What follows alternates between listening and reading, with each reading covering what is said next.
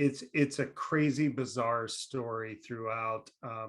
But I was incredibly fortunate to be counted in the CARES Act, and I had done more than 50% of my time. So after about roughly 7 years, I was sent home to home confinement, and it was a miracle. And I'm sorry if I get emotional when I'm talking about it. But I made it home to my family and my wife and my son, and we started rebuilding the world. On May 31st, our landline had run through our internet, the Cox cable here in Norfolk, Virginia. That's how it works here. You have to do it that way. And I guess the internet was down, and I missed a call. And once I missed this call, this cacophony of noise and this unbelievable number of gaffes over and over happened. I had always used a landline, so I didn't notice on my cell phone.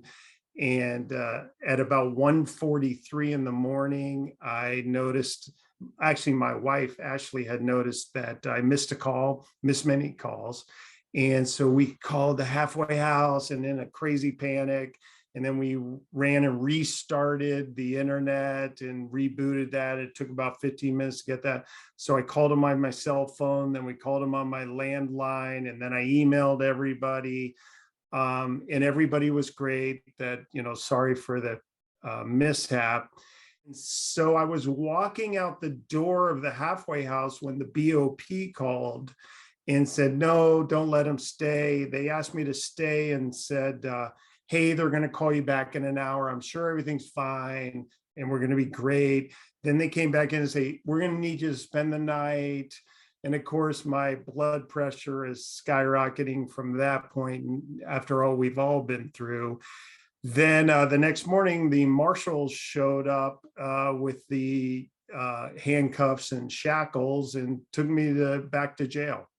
They confirmed that the ping buzzing function was not working, but the GPS was working. So they had continually throughout the night were 100% confident that I was in my bed sleeping throughout the evening. And right now I'm in this limbo. I don't understand it. Everything about this whole thing from day one, it just doesn't make sense. The whole thing has been designed not for the objectives that somebody like me thought the whole system was about.